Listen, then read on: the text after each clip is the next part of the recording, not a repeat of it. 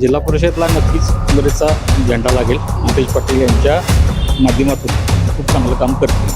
तळागाळातून सुरुवात व्हायला पाहिजे काँग्रेसच. त्यापेक्षा काँग्रेस हे फक्त विकासावर भाष्य करते. भाजप सध्या काही विकासाऐवजी त्यांचं इतर गोष्टीत खूप लक्ष आहे.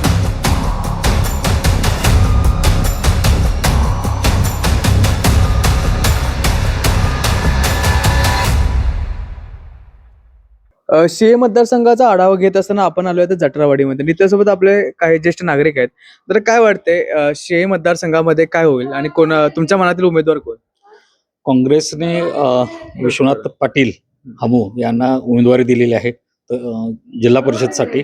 आणि पंचायत समितीमध्ये उमा पाटील भोईवाडीच्या उमेदवार आहेत. हे दोघेही पक्षाशी एकनिष्ठ असलेले दोन्ही उमेदवार आहेत. त्यांच्या निष्ठेचं त्यांना फळ मिळालं असं मला वाटतं. काय वाटतं येणाऱ्या काळामध्ये कोणत्या पक्षाचा झेंडा लागेल?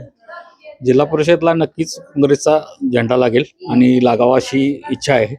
कारण भाजप सध्या काही विकासाऐवजी त्यांचं इतर गोष्टीत खूप लक्ष आहे.